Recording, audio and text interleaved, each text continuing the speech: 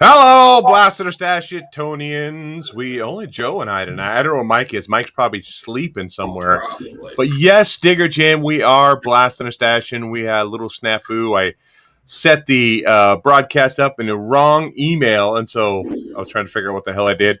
So I had to go back in there and redo it again. So we are a little late coming into this. Once again, we're hoping Mike was going to be here, as I'm pretty sure that he saw Suicide Squad. I mean, that's like one of his jams in comic books. Yeah. He has almost every single Suicide Squad comic book. But he's not here. Maybe he'll jump in a little bit later. Maybe after he had his evening wood, he might jump in here. You know, for Mike, it's no morning wood, it's evening wood. Or evening something, driftwood, or whatever you want to call it, whatever he wants to call it. But Joe and I were talking in the off air. I did go see Suicide Squad last night. I saw it in a movie theater. I totally spaced it. It came out the same day on HBO Max. But I did go see it. But it was kind of a cool thing to go back to the movie theaters and kind of see it on the big screen and have the popcorn, have the soda, sit there, sneak candy into the movie theater like the old days, But definitely, Digger Jim said he saw it, said it was better than the first. I definitely agree with that too. I think it had a way better storyline than what the first one had. The first one was so weak to me. They definitely pushed that rated R thing. I mean, like, hey, we're rated R. Guess what? We're going to say the F word quite a bit more. Yeah, we're going to bleed dirty a lot more. And I felt some of it was just a little too much, but like rated R is rated R. Type stuff. Yeah, kind of thing. But definitely had some funny moments, made me laugh out loud. Definitely the Peacekeeper, his character was pretty funny. And the not the game, but they were trying to one up each other, Bloodsport and Peacekeeper, how they were killing people and stuff like that. That was kind of fun to watch, and their relationship was they were button heads and stuff the whole time. So that was really fun. My wife watched it with me, but she was like, what the hell's going on? She didn't really have a whole lot of clue what was going on, and then we started talking about it, and I said, Staro's in there. Of course, that's not a spoiler. That's in the trailer, and Thinker's in there as well. And I was telling my wife that Starro is actually one of the oldest characters that are in that movie, because he came out in the first appearance of just Brave and the Bold 26. First appearance of Justice League of America. And the chat will let us know if we're wrong. Yeah. Of course, the Thinker was a little bit older than that, but, of course, that's when comics were more cartoony, like, hey, let's sing up some weird character, like the Turtle for the Flash, the opposite of the Flash, or Eraserhead. Yeah. So, but it definitely was a fun movie. I enjoyed it for sure. Is it one I'm going to buy on Blu-ray? Probably, because I always buy those comic book movies on Blu-ray for sure. But you still watch Blu-ray? I still watch. I like to go to Best Buy and buy the Steelbook Blu-rays, the collector edition ones. Yeah, Best Buy. They still have Nickelback CDs. Oh, they do. They might have Nickelback, and they might have some Creed. I might pick up some Creed there. Yeah, play me some Creed and cry in my beer a little bit, right? So we know that Digger Jim saw it. Anybody else in the chat saw it, or anybody else who's watching this not live, let us know what you thought of Suicide Squad or the Suicide Squad. Austin's in the room. Hey, I don't know if you've seen this dude's art, dude, or if you watched any of the C3 auction stuff, the Comics Curing Cancer thing. I had the honor of being on there, and while I was making something, him and a couple other guys were just cranking out just beautiful freaking art, dude. Like, I was a little jealous. Like, at one point, I'm like, why am I on this? I'm just making a ring. Like, these guys were just cranking out just some great, witty, fun stuff. It was great. And first off, the Cardboard Crazies, thank you for even allowing me to be on there. That was definitely fun. Raised well over $8,000 for cancer.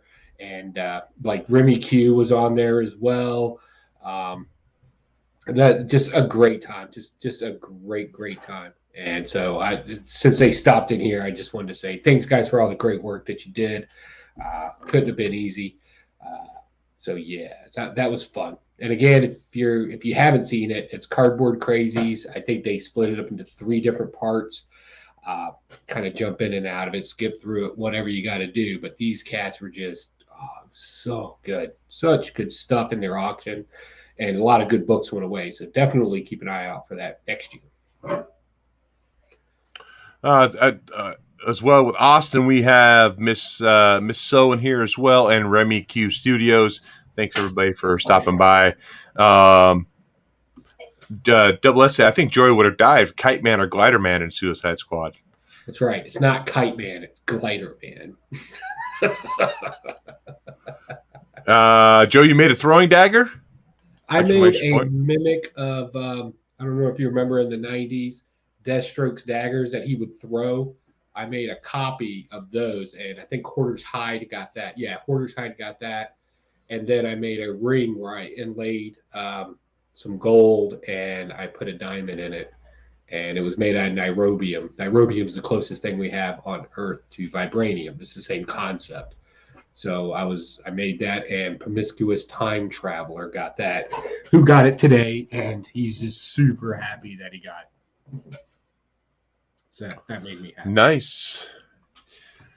Oh, Knickknacks and Comics is in here as well. I've seen all these new people that I've not seen in our chat before, so definitely thanks everybody for coming by. Nick all these was new on people there as well. Yeah, these are all the guys that were on the C3 deal. It was a great time, but we need to jump into some comic books because these guys are. We do. But before we jump in, we need to talk about, since we have all these new faces here, but I think they pretty much know what we do. Blastin and Stashin Comics. We blast the books we hate. We stash the books we like. And also, too, you can go pick up this cool T-shirt. I know that Miss So had picked up one of these. I don't have it up here right now, but it's the what was it? What did I call that one? It was the homage to where Batman sent into Batcave and says like, "Hey, the Bat phone's on," but no, I'm watching Blastin or Stashin tonight. She actually bought that. I think it's my biggest fan. That's the name of the shirt that I made. Of course, we have the "I like Batman and beer," the Pocan Joe quote of the year. That's right. That happened. Go to Teespring and pick those up. It did. But so let's jump into the comics. You go ahead and give us a start there, Joe. All right, let's go ahead and break it down. I'm going to go ahead and blast something up off the bat, and I'm going to edit it as well. I'm going to show editors in comic books how to do their job. So we got this Spirit Rider book that came out, right? Oh, my God. All right, so first off, let me say this. This is a great concept for a character. I really liked the concept of it, but the writer just could not make this character cool for me.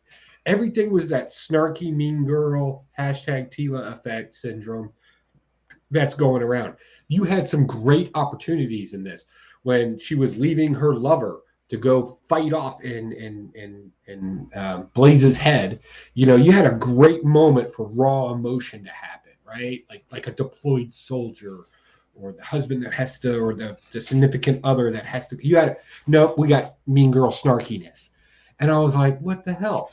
And then after that opportunity was passed up that let us connect to this character, the rest of it was she's super smart and brave. And you had like 4 opportunities in here to really get down some really raw emotion. Like when Danny Blaze had to deal in his own head with, his family in there and his family situation and wanting to be with his family. And mind you, her character, her entire family was slaughtered, right? Instead of connecting with, Blaze in this and like, oh man, I understand this. She's like, don't trust it. Don't. And I'm like, how do you, like, we all read the story. We know something bad's going to happen. So you don't have to be super smart girl right now. You could have related, and that would have been a great time for a flashback as you relate to the character. No, we didn't get that. We got I'm super smart girl, magic hocus pocus stuff. And now she's a sorcerer supreme too. I don't even know when that happened, but Doctor Strange is calling her the new sorcerer supreme. And I'm like, whatever. But you had some great opportunities in here to really allow readers to connect with this. And instead of that, you had to keep convincing us that she's this super duper all-time everything character. And I thought you really missed the shot. And I really hope they clean that up, because the whole Native American, the tragic backstory, the cool superpower, relating it to the whole vengeance thing, like a Hell Rider, it's a great concept and it works, but we don't need Little Miss Everything, and you really missed the mark on that when you could have just been real about it. So unfortunately, this is a blast for me. Yeah, I feel the same way. I mean, I only read about half this book and I was done with it. I hated the fact that they dumbed down Johnny Blaze so much. Like he's a powerful character, but they made him seem so weak and like she was so much better than him. And I'm like, dude, I'm done. I'm done. I read like to the half of it when he went back and he met his dad and his younger self. Read through that and I'm like, and I'm done. And I just really just kind of killed Johnny Blaze as a character for me. Like he was nothing. Like he just was not this powerful being that he is. So unfortunately, this is a blast for me too. And this one will go right over like that, right there, over my shoulder, Also, into the room. Don't do that. It's going to be worth millions because it's a new. Yeah. Also, millions. 821 just came in the room. Hey, welcome, Miss O. If I didn't say hi. Yeah, Miss So and Sparks are both part of that Janice Grownups Discord channel too. So, which I have not been posting over there as much anymore. They have a comic book section on their Discord. I don't know if you've ever been on Discord at all. It's just like a kind of like a chat room where you can have different topics and stuff. But I've not been over there. Discord, and I keep feeling like I need to get on there, but then I'm like, no, I got enough technology in front of me. Yeah. What's this tickety talk stuff? I don't understand. I don't understand your magical ways, Box. I'm just a frozen caveman, Me and my primitive mind. What a series, Joe? Question mark. Couldn't see it on my crappy phone. I don't know what you're talking about. What was the series, Joe? Oh, what was the series?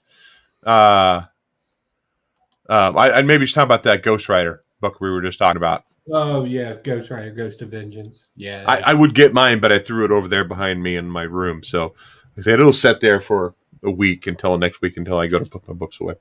Now I'm a sucker for this, and it's only because I'm a huge fan. That's the only reason I pick it up, and I did read it this week. What is it? It is Elvira meets Vincent Price. Yes, so I read this book. So what this is now, it kind of relatable because Elvira herself, Cassandra Peterson's getting up there in age. I mean, she's like close to 70 years old. She's still doing the Elvira thing, But in this book here, there's like her agents trying to get her hired on and try to get her a new show, kind of like Elvira, Mister of the Dark, and they're like, "Nah, we don't want to do that."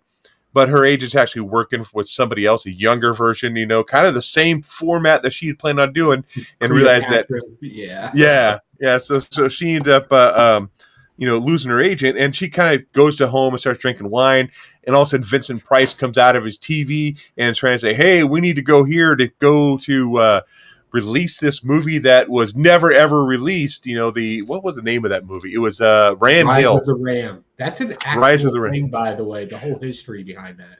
I looked at it. I went to Internet Movie Database trying to find out, see if it was actually in there, and I couldn't find it in there. So here she is hallucinating with Vincent Price, and he's riding around in a car with her. Vincent Price has been dead for what, 20, 30 years, somewhere right around there. Overall, it's just campy fun. I mean, that's all it is. If you're into Elvira, that's just it is, campy fun.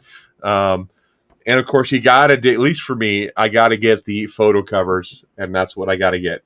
Now, is it a book like? Oh man, I don't know. I don't know where to put it because it's not like I'm a hardcore Elvira fan, but I'm not. Am I really going to read the rest of this series?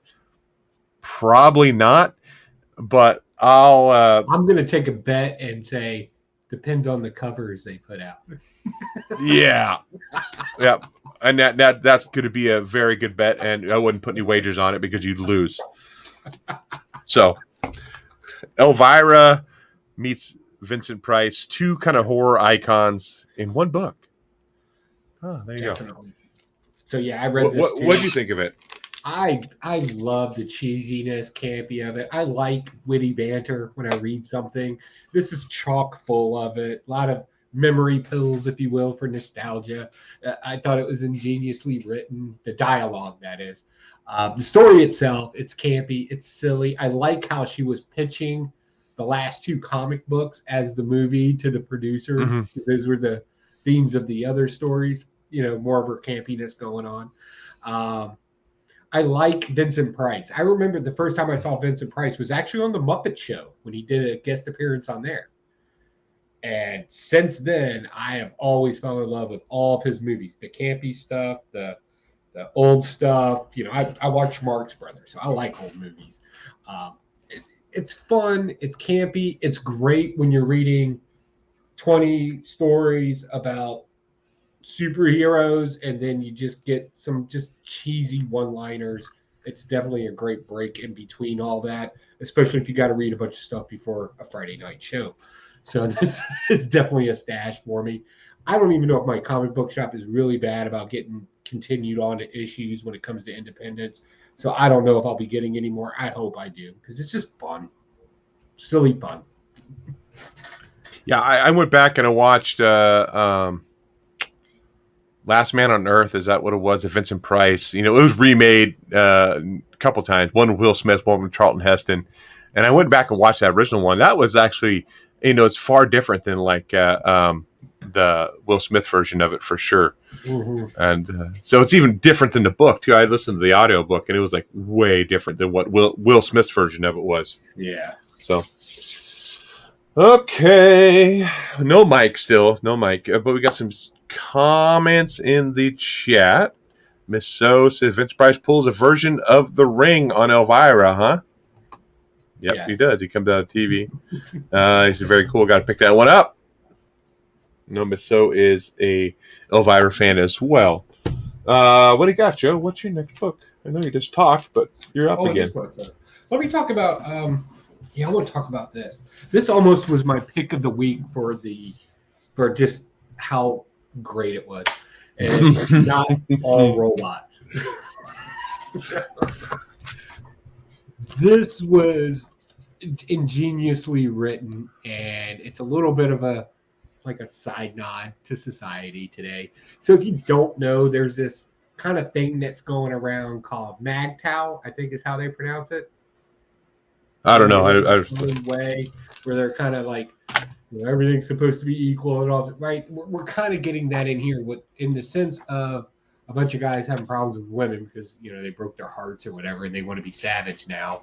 We get it with robots. Like, there's a little group of robots out there that kind of have a problem with humanity because, you need to sleep, you leak all the time, yada, yada. Like, they have a little talking head shows like Fox News where two people are debating over, human versus robot kind of thing. Apparently some robots have lost their minds and killed people. And the statement goes, not all robots, right? And apparently robots have pretty much made society, they pretty much run the society. They do all the work for people at this point. And people have to live in these little bubbles because it's in the future. I think they said 2056. And apparently in Orlando, one of the robots decided to kind of, kill all the people there. So like 200,000 people are dead now because some robots are like, screw humans, we need to go our own way. And some humans are kind of like, we need to upgrade robots and make them more human-like because these things are weird. And the whole thing is just hilarious because if you read it and you see some of this stuff online, you're like, oh, player, I see where you got your inspiration. So I enjoyed this for what it is, and I'll be stashing this.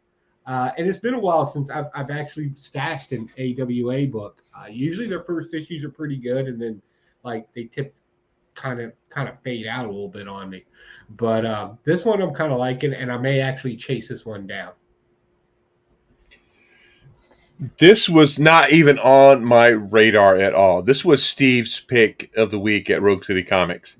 And so I said, okay, I'm going to pick it up. And I always blames, I said, Steve, if this is not good, I'm blaming you. I'm going to blast you out on our show. But I'll tell you what, this is actually a stash for me.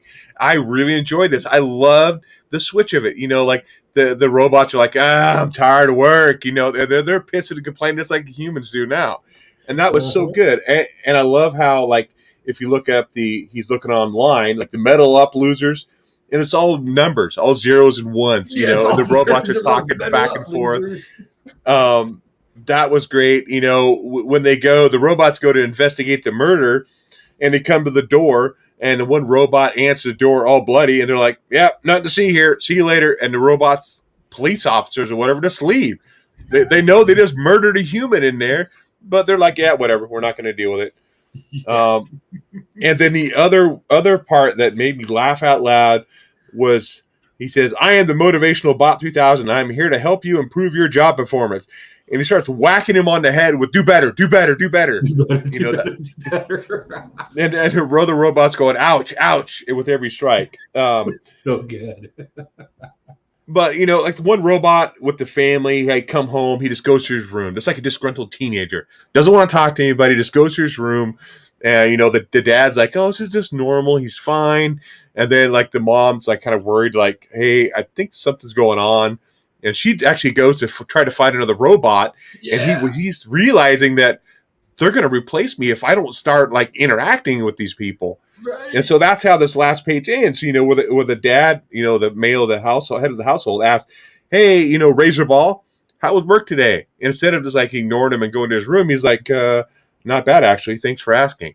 And so that's how this book ends. All of a sudden, he wants to have a conversation with the human. Yeah. So I really, really enjoyed this book. This is my close to pick of the week as well. So, Not All Robots, AWA Upshot.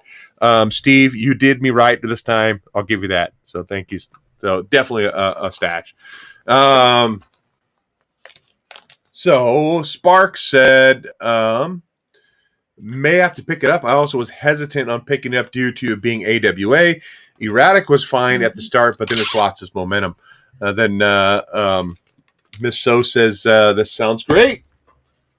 But yeah, definitely a pick, man. Definitely go look that up for sure. It was fun. It was great. Let's look here. The how about this one from Image? The Me You Love in the Dark. Do you pick that one up? Yes, I did. Kind of like it's a sex act or something. Like this is like Mike's alley. I'm surprised he's not here. Yeah, this is where the one-liners start coming in. The Me You Love in the Dark, not the You I Love in the Dark. This book was it's a quick read for sure. There's not a whole lot of dialogue, not really a whole lot of story into it. Not a reclusive, but she's like an artist. She decides she needs to get away, and she's trying to find this house to be able to get inspiration to start drawing again because she's had hit a brick in a road or whatever and can't get any inspiration. So she finds this like crazy house where her real estate agent or her friends like saying, "Hey, this may not be the house for you. A lot of rumors about this house. You may not want to go in there." She's like, "Nope, it's perfect." And she's in there, she's trying to draw, she's drinking wine, she's listening to music, and she's trying to talk to the ghost, like, "Hey, it'd be great if you come out and talk to me." She's not trying to talk to the ghost. I think she's just talking. Yeah, that's what I mean. Yeah, she's not necessarily trying to talk to him per se. Right. She's kind of making fun of it. Yeah, she's kind of making fun of it like, "Hey, I'm, it's kind of lonely here. I kind of need some inspiration. I wish somebody was here to help me out, kind of stuff. Not necessarily knowing that the ghost is there. But toward the end of the book, the ghost does show up, but it never does show him at all, and it's not sure. She's drinking an awful lot, so it does a lot of this. Oh, where is it? Right here. You see hands all the time in the shadows. If you go back and look at the panels, and I don't mean to interrupt. I know it's your review. No, but it does kind of constantly hint at the fact that this ghost is there. Yeah, but she doesn't know it until it actually says something, and then it kind of freaks her out, and then she runs out of the house, and then she comes back in, and the ghost is written on her board like, "I'm sorry," and she's like, "I got to be losing my mind," and then that's when the ghost starts talking to her again, saying he's very real. Does it inspire me to pick up issue 2? Was Scotty Young's writing? Oh, yes. Right? Because it's Scotty Young. You have because it's Scotty Young. Yeah, you don't want to miss out on. You remember when we were doing the whole Middle West thing, and like nobody was picking it up, and we were all talking great stuff about it, and then all of a sudden, out of nowhere, 3 weeks later, everybody's talking about Middle West, and I'm like, first, one, you need to start watching Blastin or Stashin. 2. The first issue is just a setup story. Yeah. But yeah, we don't know if this ghost is good or bad. Maybe he has good intentions by writing sorry for freaking her out, but we don't know what he's going to do from that. Spark says, thought Young only stuck to variant drawings. No, man, his writing, I'm really enjoying his writing. Yeah, for sure. It's I don't think it's his artwork in here because I think it's the No. same guy that helped him with Middle West because it's very similar to Middle West art. Jorge Corona. Yeah. So, but it's whimsical, yeah, and that's what he's known for, just his whimsy. And if you've ever met him at a Comic-Con, oh my God, he's just a joy. He's one of those people that's just a joy to be around. Like he's just happy. It's weird, like for no reason. Like you have to make me happy, otherwise I'm a miserable son of a bitch. But being around Scotty Young makes me happy because he's happy. It's weird. He has this aura about him. Happiness just flows. I'm gonna tag Scotty Young in this so he knows how much his happiness flows through the Blastin or Stashin channel. Yeah. He's just happy. What'd you think of it, though? What'd you think of the You I Love in the Dark? I love it. It reminds me of Jim Burton to some degree. But Jim Burton. One person's, or Tim Burton. Sorry, Tim. Oh, Burton. Okay. If you don't know, I drink alcohol while we do this show, so I mess things up. It kind of reminds me of that to some degree, and it's very much like Middle West. It's younger people. In this one, we're dealing with somebody slightly older than Middle West, obviously. They have a conflict, an internal issue. The existential issue is just not being able to create something, just staring at a blank thing and trying to think, what do I want to put into this? And that's something I can't do. Like I'm not, that's why I just mimic shit. Right? Like I can't create something. The joke over with Nick all the time, because I always say I'm not an artist. I'm not an artist. And he laughs and he's like, look at all the shit that you make in your little evil lair. And I'm like, yeah, but none of that's from my imagination. Like I can't pull from my imagination and create something. And apparently she's stuck in that kind of boat too. So that's the existential problem here. And she has to keep a gallery open and the whole 9 yards. So there's a little bit of a stress there, right? And then there's this ghost. So how would this turn out? I hope they kind of keep the creepiness of the whole thing and make it sort of a Casper thing, because that would almost seems like the route that they're going to keep the whimsy going, and then some other bigger threat comes along. That would be kind of cool. I think the ghost is going to roll in her paints naked and then roll on her canvas, and that'll be the new gallery for her ghostly nude paintings. Wow, I think you rounded third on that one. You went in a totally different direction. And I'll take it. I may be out at home plate, but I'll take it. Mike would love it. Mike would be here, and he'd be like, yeah. Okay, Joe, what up? What do you got? What do you got next? We haven't talked about anything from DC yet. No, I don't think we have we? You haven't finished Puzzle Book. I have not finished Puzzle Book, no. Okay. Did you read Suicide Squad? Oh, that's my pick of the week, man. There we go, Bo. That was good. Right? Wait. Everything right now, DC is Suicide Squad, right? You just need to know that right up off the bat. They're kind of tied into everything. And it's being done not in the cheesy way. This one you're talking about? The Suicide Squad Get Joker? No, just Suicide Squad. Oh, I'm talking about Get Joker. Sorry. I didn't read that one, no. You read that one. You review that one. I'm going to review this one. Okay, you go ahead that rather than... If you don't know, Deadsport was over in Earth 3. That's where the crime syndicate is. They wanted to grab Black Canary because Amanda Waller's apparently collecting more than one team now, because there's more than one Suicide Squad out there. Spoiler, D-Team's and Swamp Thing, and then A-Team's here. Every time I say A-Team, I get that dun, dun, dun, dun. Anyway. So, that Bloodsport gets into a little bit of a fuguffle here, so they have to go get him. John Connor is leading the team there. Surprisingly, they're able to save Deadsport, and they get their Black Canary.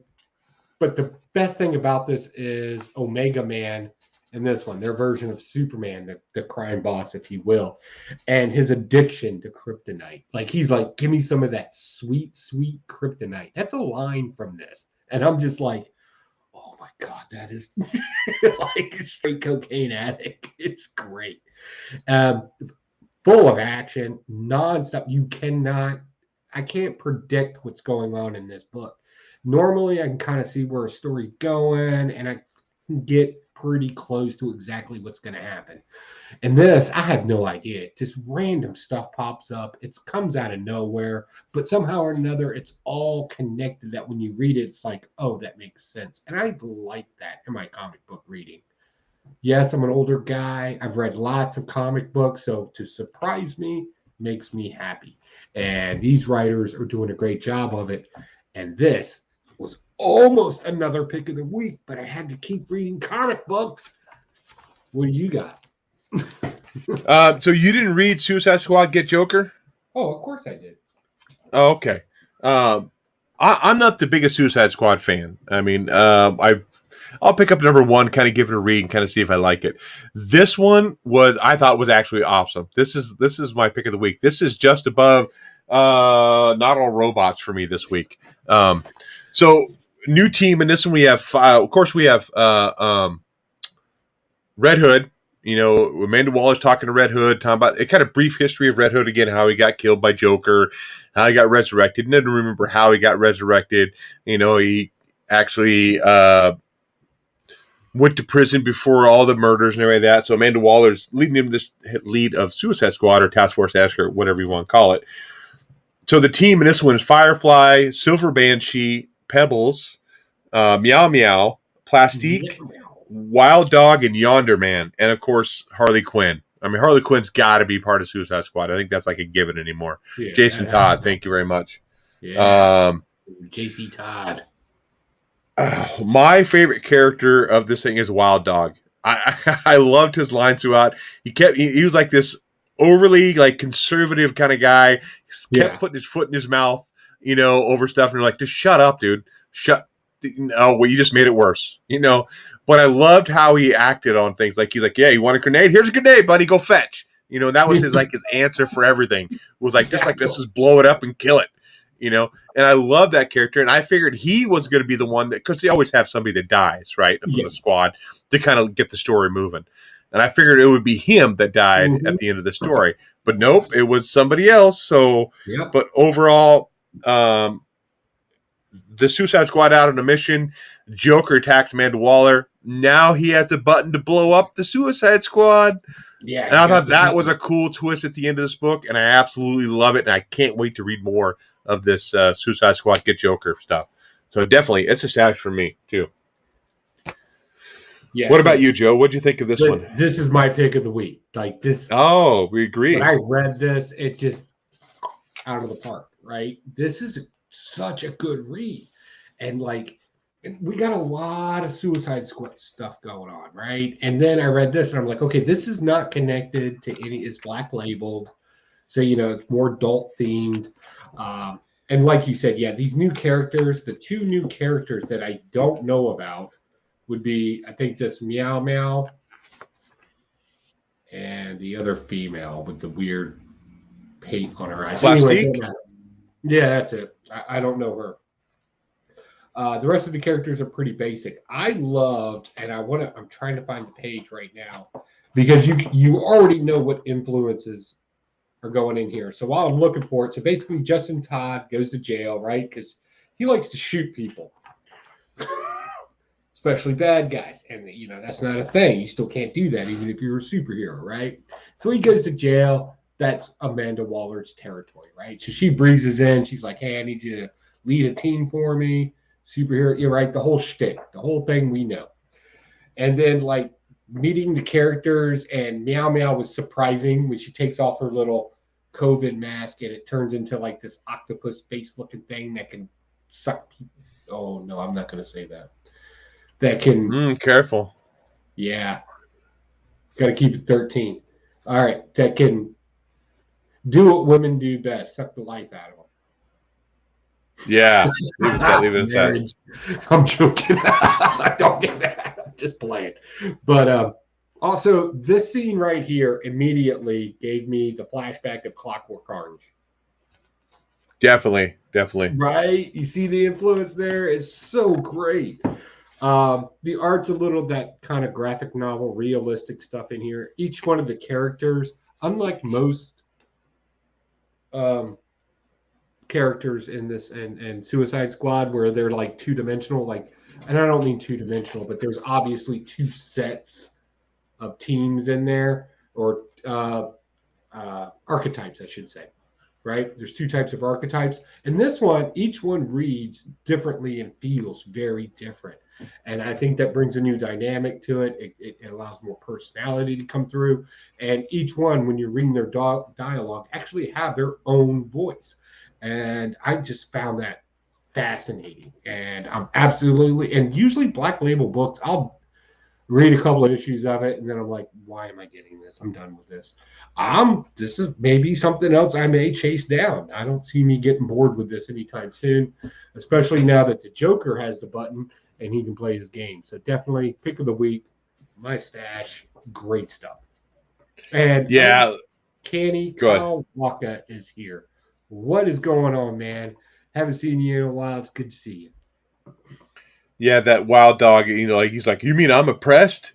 This is, and he says, oh, does that word belong to you too? I'll put it on the list. Can't say this, can't think that. What the fuck happened to freedom in this country, Kimosabe? And he's like, you serious? And he's like a heart attack with a broken leg. What does it even mean? That whole right there, this made me crack up, and I thought it was good stuff. It does. It's just good, man. Was super happy to read this week. Yeah, that's a good pick. Oh my goodness! I think you're up. Let's talk about mostly DC. You didn't finish Puzzle Box. I'll say that. I did not finish Puzzle Box. It was one of those ones that kind of like it was crazy late at night, and I was trying to read it, and I just could not get into it. All right, so I'll jump over to Marvel. So we got Sinister War #2. So slow, and it shouldn't be. I'm not getting this. So much stuff is going on in here. It's action packed. You got every single freaking Spider-Man villain you can possibly think of in this thing, both new and old, and they're just kicking it to them, and it's all because of Kindred, who, if you don't know, and if you say spoiler, seriously, you really haven't been reading this. Kindred is an Osborn, which I still hate to this day. It makes me so angry. You had another great opportunity to come up with a new character, and you were like, hey, here's your memory pill. We're going to... And I'm like, oh, God, I hate you people. So he's getting it handed to him by every villain out there, and that's it.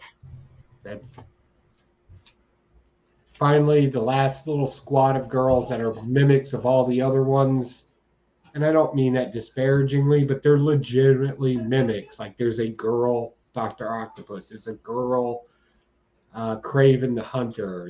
They're just all mimics. He just got boobies. That's it. And I'm like, where's the creativity? Where's the imagination? No, we're just going to recycle them, throw some boobs on them, and say, here you go, reader. And then you wonder why people drop this. And I don't mean to be hard, and maybe I'm expecting too much, but why put boobies on a character and call it something new when it's not? I'm confused by this. So help me out, chat. If I'm missing something, maybe I drink a lot. That might be the problem. Honestly, at this point, I don't know. But when I see the same character, like their version of Kraven, the female version of Kraven, and then I see Kraven in the same comic book, and they're basically doing the same thing. Why?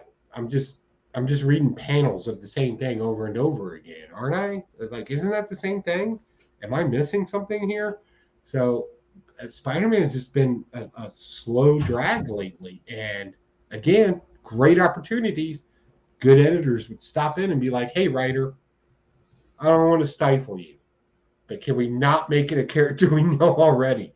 Can we not do another Joker with a crowbar beating Justin Todd? Can we actually do something different here?" Jason Todd. What did I say? Justin. That's twice you've called him Justin. I called him Justin. I changed his name. It doesn't matter. It's a new character. That's not what it is. Good thing. What's his name with the K isn't here, huh? Yeah, right. Cletus with a K. Is it Cletus? Yeah, Cletus with a K. Cletus with a K. You didn't want to say you were hard on that book because it had a female Doc Ock, but I think that would probably make Mike pretty hard there. He'd probably be digging to be all over that. Let's hit up the chat real quick. It's been moving. So, it has been, yeah. Earlier, Uncanny Kawa, he's in here. Sparks, with that ending. Yeah, I think he's okay. Yeah, I think he's talking about Suicide Squad. Yeah, that ending is that was good. Digger Jim. I did not read it because I thought the same thing, redone over and over. And yeah, and again, I don't want to be. It cannot be easy to be a comic book writer, so I don't want to beat people up. But then again, when I spend $5 on a comic book, I don't want to see two of the same character in the damn comic book.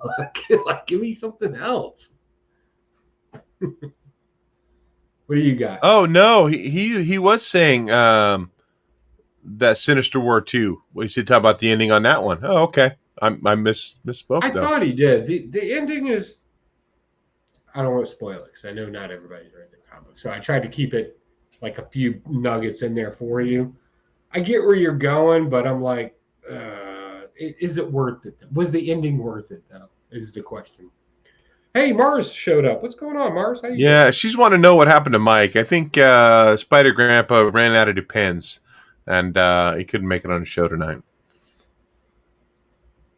He's a grandpa. Thing to say. Grandpa, Depends, underwear. Never mind. It fell flat. You're going to be a grandpa before me. Just keep that in mind. I am a grandpa. Oh, okay. Yeah, so there you go, Spanky. Talking about things letting you down, and that's Nice House on the Lake #3. It's not picking up steam for me. It's still like nothing new was really revealed. I mean, little tidbits here and there, but nothing super hard for make me go, wow, I want to watch. I want to read more. That's the thing that got me here. So we got people questioning what's going on in the house. We got people accepting what's going on in the house. We got two different groups kind of divided here. One group's trying to set up some kind of itinerary for the day. Hey, we're going to watch a movie in the morning. We're going to have some lunch. We're going to watch that movie in the afternoon. And going to have a nice dinner. One person's questioning, like, we don't even know where this food's coming from. Why are we just sitting here doing nothing? We should be trying to figure it out.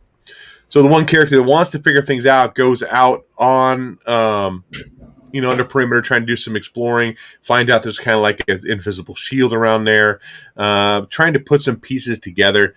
But like Spark says, it's still developing. Yeah, I get that. It is. But for me personally, I want a little bit more in there to grab me. I just don't feel like it's enough grabbing me right now. I'm still going to continue to pick it up because it is Tinian. Tinian tends to, I like most of his writing, and I like the story when it plays out. So I'll probably continue to pick it up, but I wish it would just grab me a little bit more in this issue to move forward and want to read #3. Because the first one was like, bam, it hooked me. Want to be grabbed. I just want to be grabbed. I just want to be touched. But what about you? You still picking up Nice House on the Lake? I never did. Oh, you never even picked up the first one? Nah. I thought you did. Yeah, I'm a horrible human being. I'm regretting it now. But horrible. I saw 2 issues of it at my comic book store. Yeah. And I knew some guys that were coming in, and that was kind of their thing. They're really big into independents, and I knew they were going to want them. And I was going to buy them and sell them to them in the parking lot, but no. I'm evil, but I'm not a dick. Oh, wow. I thought it would have been somebody else. They would have bought them and tried to resell them for twice the the cover price to the guy. Hey, you want this? Yeah, you'll stand outside the comic book store, and you'll have a long trench coat, and you go, "Hey, I had a guy do that too. You want Nice House on Lake number 3?" I've never wanted to pull somebody's tongue out through their teeth. Like, it was at my comic book store too. The guy went in and bought up a bunch of something that was hot at the time, and I'm walking in, and he's like, "Hey, you picking up this book? I bought them all." And I was like, "Well, I would like to read it." And he goes, "All right, yeah." And he's like 3 times the cover price. And I'm like, "Dude, have you lost your fucking mind?" Like, I've never wanted to just reach in and Kali Ma somebody's heart out of their chest before in my life. And I was like, Jesus Christ, you're an idiot. Rogue City Comics has what they call the Wayne rule. There's a local guy who used to go in and just like grab all the copies off the shelf and buy them. Well, like a key book or something like that. And now I don't know if they limit it to 1. I got to ask Steve about it, but it might be 2. You can't buy any more than 2. They won't let you do it. So, because they want everybody to have a chance to read it if they want it. They don't want somebody coming and buying the whole thing and then flipping it and trying to make money and screwing other people. Worries about getting stuck with a bunch of empty comic books that don't move. So, and I don't blame him. Like, I can't be mad at him. Right? If you can sell it, by all means, sell it. He doesn't jack his prices up because something's popular. Generally, if you find it in a bin, that's the price he put it into. Well, back when he got it, whatever the case may be. So, I can't fault him for that.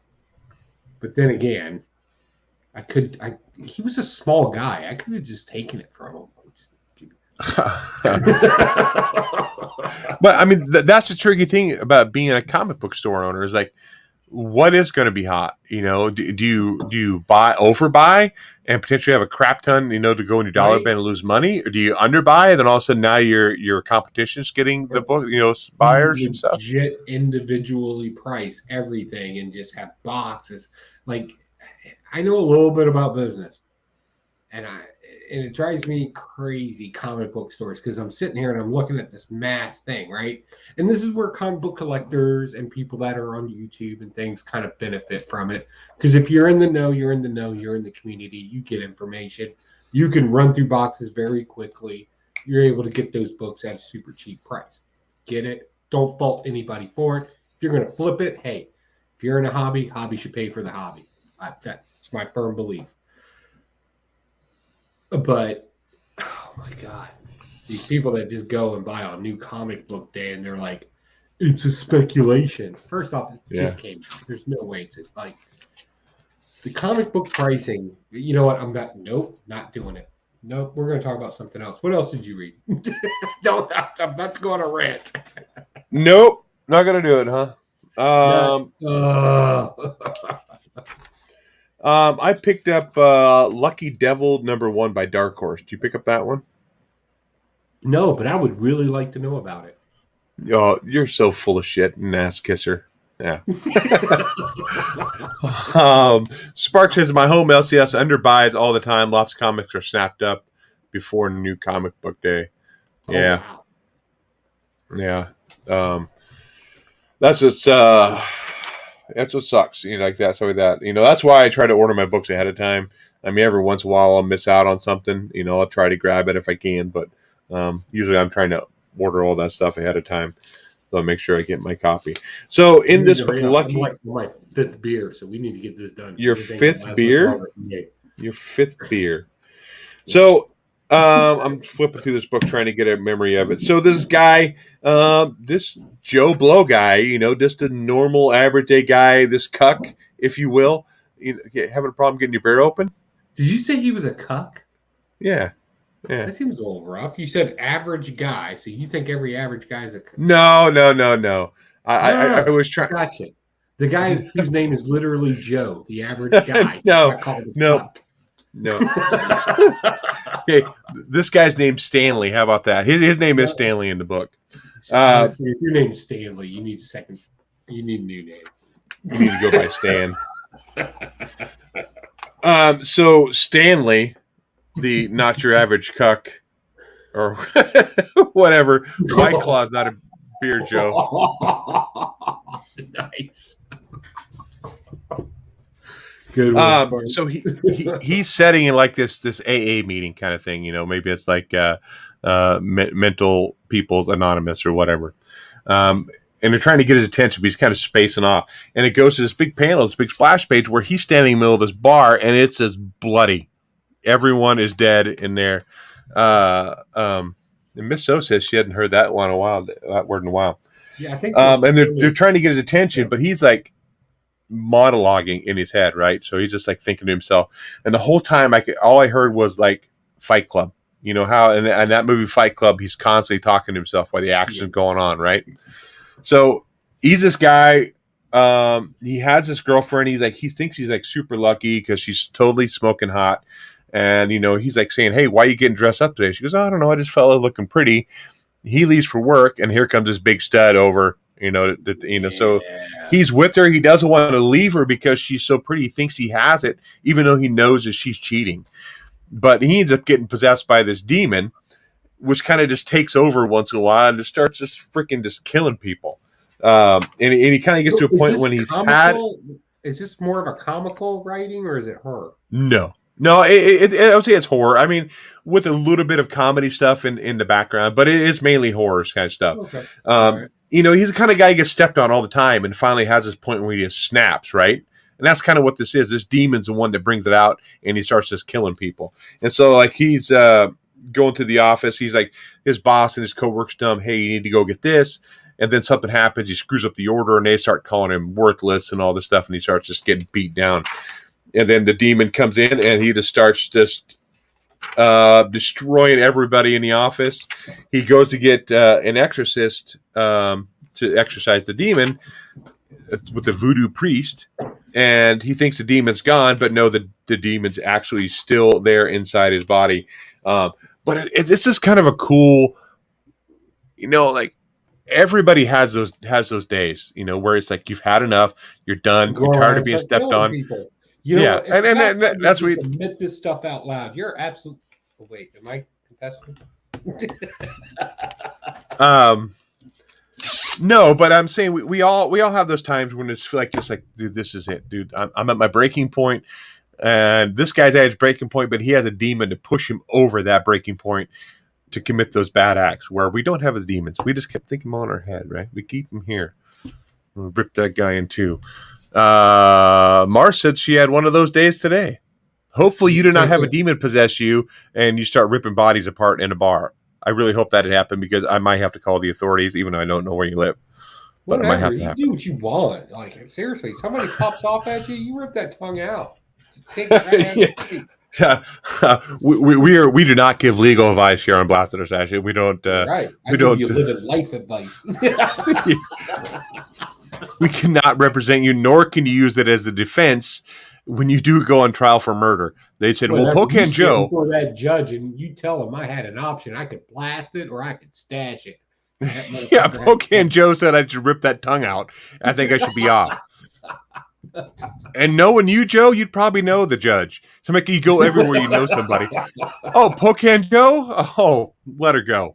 Please. Acquitted. See you later. Mistrial. Go ahead. What do you got, Joe? All right, let's talk about a comic book now.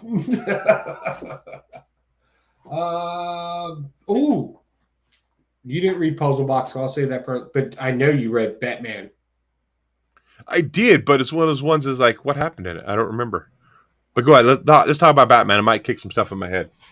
All right. So again, and I always have to preface it this: we know the ending of this story. Future State. Thank you. I'm regretting Future State now. It's been an emotional roller coaster. When we first heard about it, I was like, oh wow, new and exciting. Let's recycle characters. And then it hit, and they gave us all the endings, and I was like, oh my god, this is so good. I want the rest of the story. And then they gave us the rest of the story, and now I'm like, yeah, but I know how it's going to end. It's been up and down it's been very emotional. I've been feeling this in my something that used to be here. But this has been a cool issue. So if you don't know, we finally confirmed that Scarecrow is working directly with St. Simon. It's always been kind of hinted at, but this was the big moment where, yeah, we know. We get some cool effects in here. I love the art in it. I love this whole new fear toxin off the fingertip things right into the face holes. This thing it doesn't read like a Spider-Man story or jeez, I just did it. It doesn't read like a Batman story. This read like just a straight horror movie. And the whole going to mess with the insanity, the cult, it's a cult. Messing with them, finding out Squawk's got superpowers, the whole 9 yards. A lot is just crammed in here. And then we finally get the big team up with Harley Quinn, who's a therapist. Every time you say Harley Quinn, you have to say who's a therapist, because they always remind you of that. And this Ghostmaker character, like they're all just dropping bodies, kicking ass. What I hate about this book is this backstory of Ghostmaker and how he beat up all these villains individually, and it's all flashbacks because they're all hanging out because he's coming to kill everybody. That's a very complicated thing to review. And two, who cares? You've had so many issues. Why not just give us that story and then end it with all of them coming together to try to kill him? Like that. That's how you would launch that story. Again, editors. It's like they don't exist. If you write comic books, like, do you have a problem with it? Like, what's going on with editors now? This shouldn't be a backstory. The backstory should be the story that you're flashbacking to, and then we have the story where they're all whatever. I give up. But there it is. That's my review. What'd you think of it? Oh, it's a stash, though, even with the terrible backstory. Spark says 111 was good. Fear Steak is next. He also said Scarecrow finally has become the type of character he was meant to be, really driven by deep evil. Yeah, I think that's a good quote there too, for sure. Miracle Molly does the Jean-Claude Van Damme. Oh, in this book, she did the whole split thing. She did the splits, because she was going to get shot in the back of the head, and that's how Jean-Claude Van Damme would have done it for sure. I do like the character of where is he here? What's his name? Breaker. He's the one to send out to go stop the Peacemaker. Peacemaker. Yeah. Which is it? Peacemaker. Keeper's the guy from Suicide Squad. I thought he was kind of a badass, but he doesn't finally end up getting his ass kicked though. But I thought this kind of character was kind of cool. Miracle Molly has a badonkadonk. Look at that thing. Look at her run. Look at that thing sticking out there. Yeah. Mama got the jiggles. Mama got the jiggles, as Joe would say. Wearing them leopard print yoga pants. What is that? Yeah, I think Scarecrow, he can be such like Spark said too. He's actually scary. That's the thing, and he could be like a super scary character, and I think that's how they should use him too. And I think they're kind of using him right versus this weak. Like if you look at Batman the animated series, he's such a frail guy, and that's got beat up and stuff. That's why he became the Scarecrow. But I really like.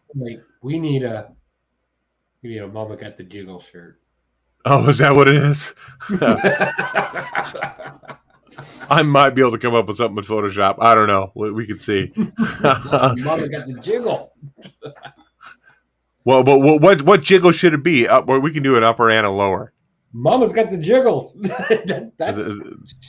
That's all it? The meat and potatoes.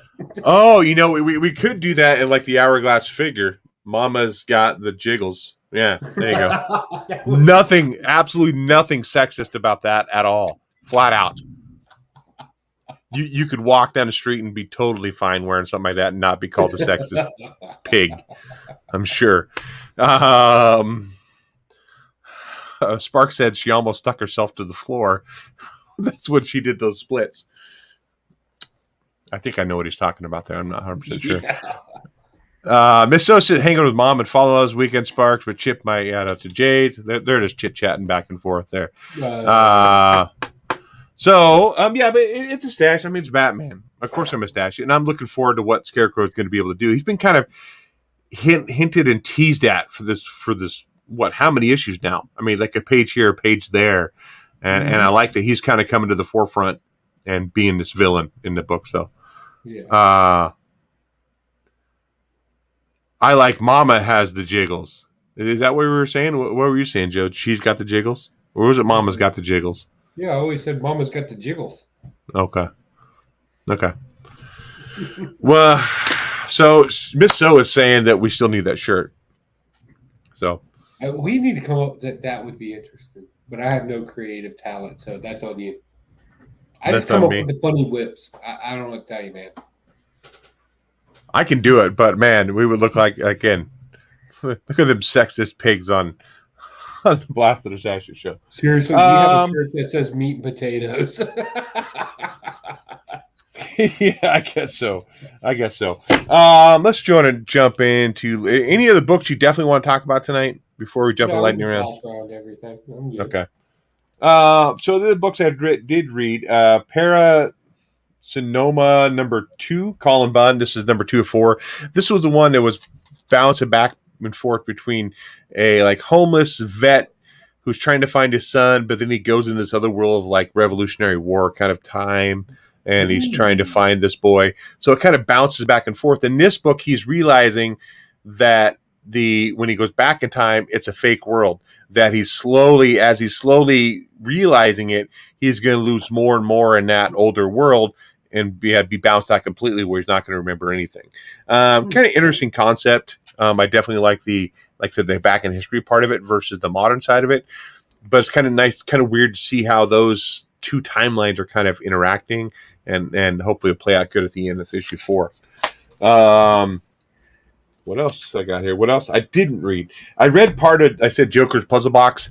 I said it was late at night. I tried reading it. I was like, my brain can't function. And I didn't finish reading it because my brain couldn't function on it. Swamp Thing number 6. Picked up that one. Haven't read that one. I'm still behind. I think I need to read number 4 and 5 still. So, but I have that.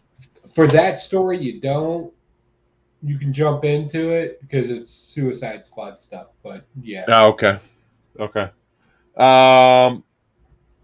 Immortal Hulk number 49.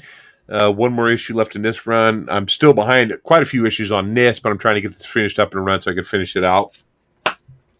I picked up Lasher. I don't know why I picked up 2 covers on it, but I did pick up the Scotty Young cover on that. Sparks A. Geiger was good. Silk number 5 B cover was kick-ass. I've been loving Geiger, and I've missed the last 2 issues of it. Yeah, my store got shorted a box, so I think I still have Geiger number 5 coming. But and I got to check out that Silk number 5 cover B. Maybe I'll show that here in a second what Joe's going to read. And I picked up this one just for the cover too. This is a Zenoscope book, Van Helsing, Invisible Woman. It's one of those negative, books. It seems like they're kind of popular, So I picked up that one there. But that's it. I'm gonna look up that Silk number 5 cover B while you are going with your lightning round stuff. All right, so I'm going to run through this for you. Immortal Hulk number 49 just ended already. Right now, you're just dragging on narrative at this point. Which, by the way, this entire book has no dialogue. It's straight narrative, just mental narrative from our reporter. By the way, will somebody please tell me in the chat when being a reporter became a superpower, apparently? Oh, yeah. Okay. So, yeah, we're going to move on.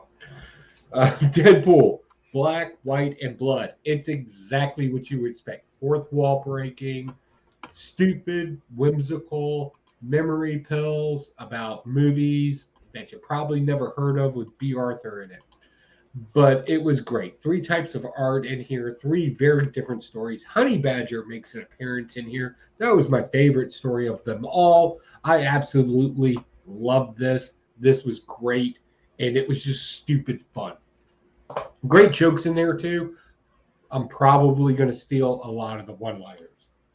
All right, Swamp Thing, number 6. This is great. This is, again, like I said earlier, this is kind of like the D-list team with Peacemaker. They're going to go try to capture Swamp Thing. That's about to turn into a survival story. And let's be honest, we love the hunted down in the woods, survival type stories.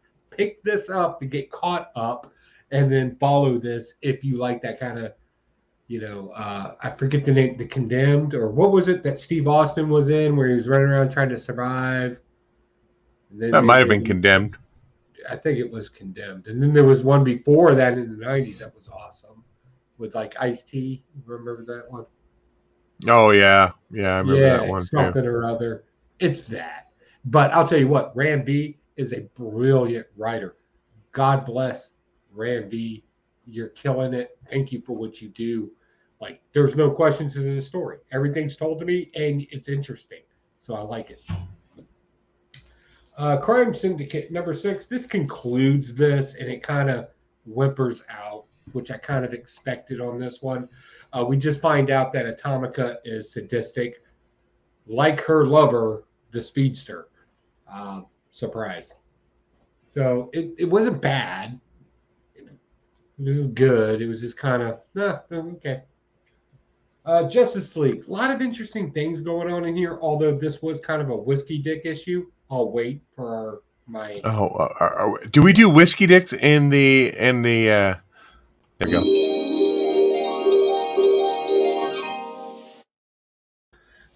So this was just a bunch of filler. It was like a Twinkie. A lot of information going on. It doesn't really matter. Last, the Joker presents the puzzle box. This is going to be good. I don't want to spec on things. I'm not a big specker because I'm not talking about money when I spec. But if I'm just talking about just a genuinely good comic book to read, will spec on something. I'm going to say pick this up if you haven't already and follow this for 3 issues. If I'm wrong, let me know. If you're like, dude, this is garbage. Like, right, the saying goes, where's the editor? If something's garbage, you blame it on the editor. If that turns isn't, but I think this is going to be something interesting and exciting because we got a MacGuffin, right? I love a good MacGuffin. I love a good character that can't tell the truth. And I like a lot of chaos that happen. And it kind of reminds me of a Guy Ritchie movie, right? You got the diamond, you got your main character that doesn't want to tell the truth to the cops, and then you got a bunch of villains doing things. It's kind of like a Guy Ritchie movie, and I'm really digging that.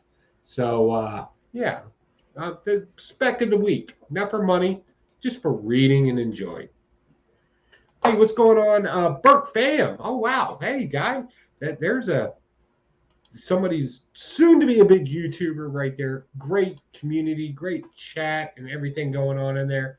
Thank you for coming in here into our humble abode. I wanted to ask who was it? It was Sparks was saying the cover B for that silk. Is this the cover here we're talking about right there? Um, so yeah, we're going to go ahead and bounce on out of here. I got some stuff going on this weekend. I'm headed out camping. Do a little of that family time. Go get some poison oak. Go get some bit by mosquitoes. Go do some hiking. Come back with a rash. Who knows? It's going to be fun times. Then Tuesday, I'm headed down to get a new tattoo. I'm going to go get a comic book inspired tattoo. That's going to have it next week. So make sure you remind me in the chat. Hey, Dave, what comic book tattoo did you get? And then we'll talk about that. Can I design your tattoo? Let me design your tattoo. You do not get to design anything I'm putting permanent on my body. I'm sorry. What? Like no. I'll come up with something cool, man. Maybe a temporary tattoo, one of the ones you put on when you put some water on it and you press it for a little bit. I thought maybe you were confused by that. No, I'm straight. Okay. I got some tickets to go see New Guy. That's going to be coming out soon. So I'm going to go watch that. Ryan Reynolds movie.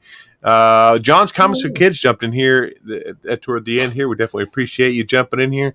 And make sure everybody who's in here, make sure you give us a thumbs up and a like and all that good fun stuff. We definitely appreciate everybody. Anything else going on with you in your neck of the woods there, Joe? So today I'm still chiseling straight stone for this door hammer. I'll tell you what, this is this particular project, making Mjolnir. By the way, Miss So came up with the idea. Thank you, Miss So. We're chiseling away at stone, and we're going to make Mjolnir. We're going to put that out at the end of the month. You're coming next month, and Bubba, do I have a project for us? Do we want Ooh. Should we spoil it now? I don't know. I don't even know what the project is. We're making a laser. That's right. A laser. Oh, that's right. You talked about that. We're going to try to go down the street or whatever and try to see how far we can get that laser to go. We're going to do a laser, and we're going to. Apparently, I figured out how we can blow some stuff up. So we got fire, we got explosions. Dave may end up losing a finger. It's going to be awesome. Well, I hope it's just a finger, not something else. I hope it's just a finger and not something else. I make no promises, sir. We're going to figure this out. So September's project is a laser. And then we got, of course, our regular comic book reviews. What else we got going on? Man, we're always doing something. So that's what I got to figure out. So I fly out of here on Tuesday, so I'm gonna miss Comic Book Wednesday that week. I may have to pick some comics up that week when I'm out on that side of town. Maybe as I'm driving from South Carolina up to Virginia, maybe I'll hit a couple comic book stores. If you get here in time, we could just do a Blastin or Stashin from here. Can we get Mike over there too? All three of us kind of sitting in the same spot talking about books? Yeah, he lives 10 minutes down the road. Oh, maybe that would be kind of a fun show to do. Maybe I should make sure I make it up there by Friday night to do the comic book show with you guys. Maybe we'll do a special comic book swap. I got things planned, man. You need to get here as quickly as possible. Well, no, trust me. I'll be leaving South Carolina on Thursday and headed up your way. Yeah. So, and when you come here, baby, it's all about the cocaine and drinking. So I'm just saying. No, I'm sure it is. Yeah. Coca-Cola, maybe. All right. Real quick. Mike's going to supply that. You're right. I just want to throw a quick shout out to John Comics, Sparks, Austin. God, I love that dude's art. I've been thinking in my head, I need to do a commission with him or a collab or something with that guy where he draws something and I make it. I don't know. We'll figure something out. I need to do something with that guy. I don't care how much it costs. We got Thanos at Miss. Oh, Thanos. We got Thanos in the room. Yeah. Sweet. Wow. Hey, guys. Thank you all for coming in. We really do appreciate. We love that you guys are here. Friday night, 10 p.m. Eastern Standard Time. We got all kinds of craziness going on. Let us know what comic books you read, and more importantly, what did you think of them? Yep. I think we're going to go ahead and wrap this up, but we definitely have some more stuff planned. I know we had planned on trying to do a couple skits and stuff, get that recorded for our channel and be able to post those, maybe do a couple and just kind of release them over time. But I think that'd be kind of fun to do. Again, comic swap and trying to hit some stuff in Virginia, just have fun for a few days. That's for sure. And I know that we had talked about doing another live show, like inside our man cave, kind of like a mobile show where we're all just kind of chit-chatting, talking about what we got in our man cave. Maybe ask a little Q&A session with the people in the chat. You know, maybe they'll come up with like, hey, what's your favorite book? Or, hey, pull down your pants. I don't know what's going to happen. But we need to do it on a mic, a night that Mike is off. So he Yeah. So we definitely need to do that. I don't know. Another room that YouTube hasn't seen yet. Oh, see, Double S is not the fan I thought he was. He's like, I'm still here. Just catching up. All the beginning of the live stream got a few errands to do. 5 minutes into your live stream, man. I thought so much more of him, but now he's kind of. Just give us a like and we'll call it even. Yeah, I think we'll take that. A like and a share. We'll take that. Okay, we want to thank everybody for jumping in here. Hoarder's High jumped in here. I just smacked my microphone. I'm going crazy. My arms are flailing. Yeah. Hoarder, did you get your knife today, or is it coming tomorrow? Did you check? Just put something in the comments or chat. He's the one that got the knife. He bid, and I don't want to embarrass him, but. He bid on the knife that I made for the C3 thing, and I was like, holy shit. Like, he just jumped the bids. And I was like, wow. Okay, cool. Santa showed up, so. Yeah. Oh, man. Thanos said pros always hit their mics. Well, thank you, Thanos. It's because our arms get flailed, we get animated, we get crazy around here. So we want to thank everybody for jumping in here and being in chat. It seemed like it was like really hot of the night. A lot of people in here chit-chatting back and forth. Not necessarily interact with us all the time, but interacting. And that's what I definitely enjoy. I love reading that stuff, being able to catch up in a room and just kind of talk comics, dude. Sit back and just have fun with it. So we definitely appreciate everybody for coming by. Okay, I think whether you blast it, whether you stash it, happy reading, and we'll catch you guys next time. Where is I never get this right. I never get my video ready to roll. But see you later. It's been like 5 years. Figure it out. I know. It's 246 episodes. You seem like I can figure out how to end the show.